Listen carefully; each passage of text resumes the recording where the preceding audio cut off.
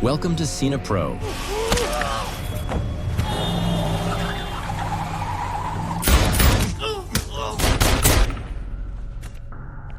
Where we bring your favorite movies back to life with quick recaps, hidden details, and everything you missed. Our movie begins with Brian going to an electronics store to buy his daughter a birthday present. Since she loves singing, he gets her a karaoke machine. He takes it home, wraps it himself, and is happy that he got his daughter something she loves. Then he heads to her birthday party, which is being held at his ex-wife's house. He meets his ex-wife Lenore, who treats him coldly and asks him to leave his gift with the other presents until it's time to open them. But Brian objects and says he wants to give the present to his daughter himself. As soon as Kim sees him, she runs to him, opens her present, and is happy that her father came to the party and is taking pictures of her. Then he gives her another part of his gift, which is a horse, and everyone is amazed by it. Brian leaves the party, still looking at pictures of his daughter, who just turned 17. He finds that all his old army friends have come to spend the evening with him. His friend Sam tells him he has a job for him and needs his help, and that Brian no longer joins them for any protection missions they do. Brian agrees to the mission, which is to protect a singer as soon as she arrives at the stage and then take her home afterward. The party begins, and Brian is responsible for her safety until she gets to the stage. He tells the singer that his daughter wants to become a singer and asks if she has any advice for his daughter. She tells him to have his daughter look for another career instead. She goes up on stage, and Brian waits for her under the platform. He notices that a security gate is open, which allows all the fans to get in and rush toward the singer. The security guards try to stop the fans from attacking her, and Brian runs with her to her car. But someone tries to attack the singer with a knife to kill her, and Brian manages to save her and they escape from the party. After things calm down, the singer asks Brian to come to her room. She gives him a card with her personal number and her sound manager's number, and tells Brian that if his daughter's voice is really good, her manager will help her, and then she should come see her. The next day, Brian goes to meet his daughter at a cafe and finds Lenore there with her. Kim tells him her friend is traveling to spend her vacation in Paris with her cousin, and he realizes that she wants to travel with her. Since she's under 18, she needs her father's permission to travel alone, but he objects, knowing it's very dangerous. He tells them he'll think about it. But Kim starts crying and doesn't give him a chance to tell her that he got the singer's number so she can meet her. Lenore blames him for their divorce. She leaves him and walks away. He keeps thinking about it until he goes to Kim's house and tells her he agrees to let her travel. But he gives her a phone with an international number so she can call him before she goes to sleep and he can check on her. Kim is very happy that she will travel to Paris with her friend Amanda. She hugs and thanks him for letting her go. He says he'll take her to the airport. While unloading her bags, he notices that Kim has marked a lot of places on her map and that the trip will go all over Europe, and she lied to him that they were only going to Paris. Kim runs to her friend Amanda to greet her and leaves her father with Lenore, who blames him for being deceived. Lenore tells him that Kim was afraid to tell him. He is forced to agree to her travel and says goodbye to her at the airport. Kim arrives in her first country, France, where they meet a guy named Peter and ask him to take their picture with Kim's phone. He tells them that taxis in Paris are very expensive and asks if they want to share a taxi. He'll drop them off first, then go to his place. The girls agree to his offer, and Peter easily finds out where their apartment is. He asks if they're living with anyone, and Amanda tells him they're staying alone because her cousins are traveling and the apartment will be just for them. They leave him after agreeing to meet again that night. As soon as the girls leave him, he takes out his phone and calls someone to tell them that there are 2 girls living alone in an apartment. The girls go up to their apartment and relax. Kim takes her phone to call her father after being late to check in. He tells her he's worried about her and wants to talk to one of Amanda's cousins. Kim apologizes, saying she didn't know they'd be alone in the apartment. While she's talking, Kim sees a gang entering their apartment and kidnapping Amanda in front of her. She tells her father what happened, and Brian tells her to stay calm, that she's about to be kidnapped and shouldn't resist so they don't hurt her. She must focus on every detail in the first 10 seconds before she's drugged. He asks her if she met anyone at the airport or on the way to the apartment. She tells him she met a guy named Peter who got to know them and took them to their apartment. He realizes Peter is connected to the kidnapping. He takes a bag with a recorder to record the call and tells his daughter to hide under the bed and record everything that happens. Brian listens to the language the kidnappers are speaking until they leave the room. Kim tells her father they've left, but suddenly she is grabbed from under the bed. She kept describing any details she sees, like one of them has a beard and a tattoo of a crescent and star on his right hand. Then her voice disappears as she's drugged. Brian hears breathing close to the phone and realizes one of the kidnappers is holding her phone. Brian tells him that if he's looking for money, he doesn't have any ransom money to pay, but what he does have are a very particular set of skills he's acquired over a long career. If he lets his daughter go now, that'll be the end of it, and he won't pursue him. But if he doesn't, he'll kill him. The kidnapper says, "Good luck finding him," and hangs up. At that moment, Brian knows he has to find his daughter himself. He calls his friend Sam and tells him he'll send him the recording and wants any information he can get from it. He tells him what happened as he heads to Lenore's house. He arrives at her house and asks her ex-husband if he has any enemies outside, because he knows that he collaborates with Russians in selling oil. Kim's ex-husband assures him he has no enemies. Brian then asks him to book him a flight to Paris as soon as possible because he's a partner in an airline company. He keeps searching Kim's case for anything that might help him.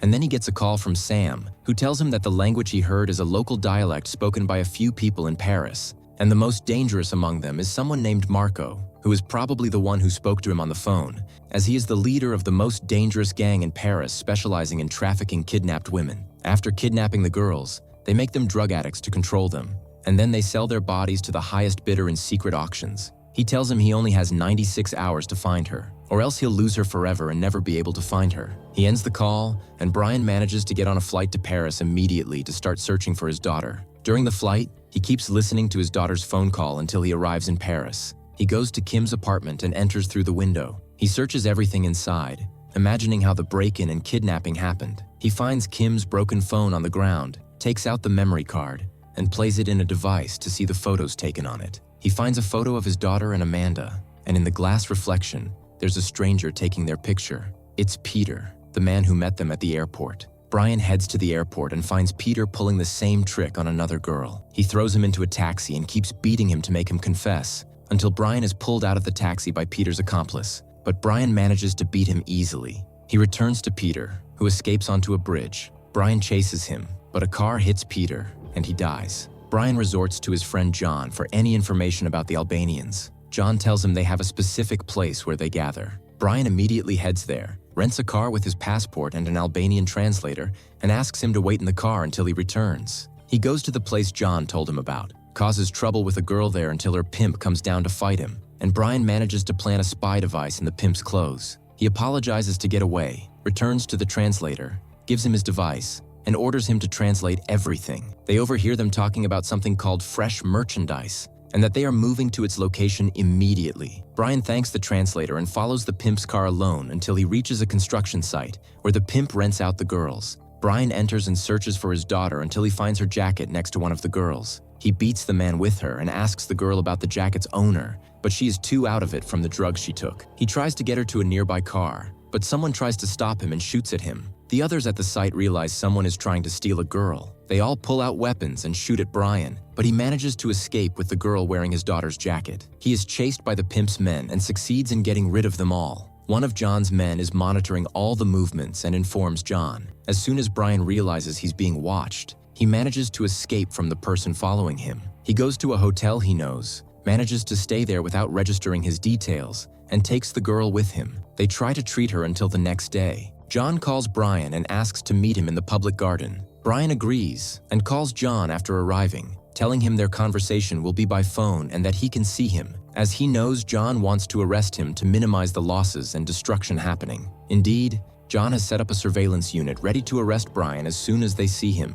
and they try to locate him through the call. John tries to stall, telling Brian that his boss wants him to return home immediately because he caused deaths and injuries, and the losses will increase. Brian tells him he'll handle it himself. The police determine his location and head to where he is, but find he has set up a connection between a mobile phone and a walkie-talkie so he can speak from a different location than where the call signal came from. Brian realizes John won't help him find his daughter and that he's now alone in the country and can't rely on anyone, not even his friend. He returns to the room where he's staying, and the girl he rescued wakes up and tries to remove the IV from her arm. He calms her down, tells her he saved her from the kidnappers, and that the IV contains an antidote to the drugs in her system. He asks her about his daughter and shows her a picture. She tells him she met her in the house with the red door, that she was very cold, and that Kim gave her her jacket because she was kind. The last thing she remembers is being with Peter and heading to a party on Paradise Street. Then the men came out of the house and kidnapped her. Brian goes to the house, enters, and meets a man inside. He tells him he wants to meet the boss and gives him John's card, pretending to be John. The man takes him to the boss in a room with 5 men. Brian says he's there to ask about Marco, knowing he's the boss there, but no one answers. He tells them the bribe has increased and they must pay, or he'll arrest them for many charges. He gets them to pay him money, then gives them a paper with "good luck" written in Albanian and asks them to say it in English, like the kidnapper said on the phone. One of the men has a voice similar to the one who spoke to him on the phone. Brian looks at him and tells him promise to find and kill him. He starts fighting them, kills one, and each person who enters kills them all. He searches for his daughter but finds Amanda dead from a drug overdose and fears his daughter will meet the same fate. He captures Marco and prepares to torture him until he confesses Kim's location. He keeps electrocuting him until Marco tells him his daughter was sold because she's a virgin, and virgins bring more money if sold to a businessman. She said she followed someone named Patrico, who is responsible for selling them. After that,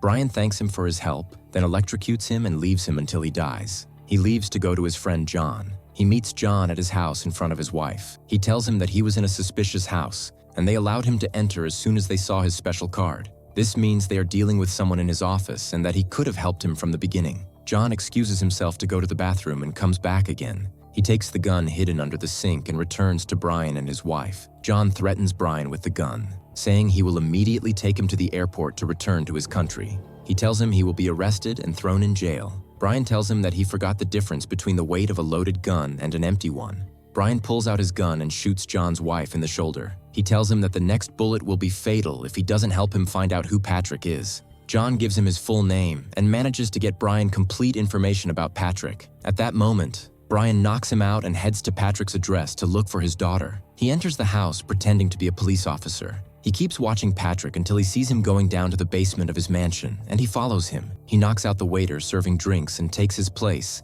entering a room where Dave is auctioning off virgin girls. Brian stands behind Dave, pretending to be his assistant, until he sees his daughter being auctioned in front of him. He threatens Dave with his gun to bid on her and buy her, making Dave walk out in front of him.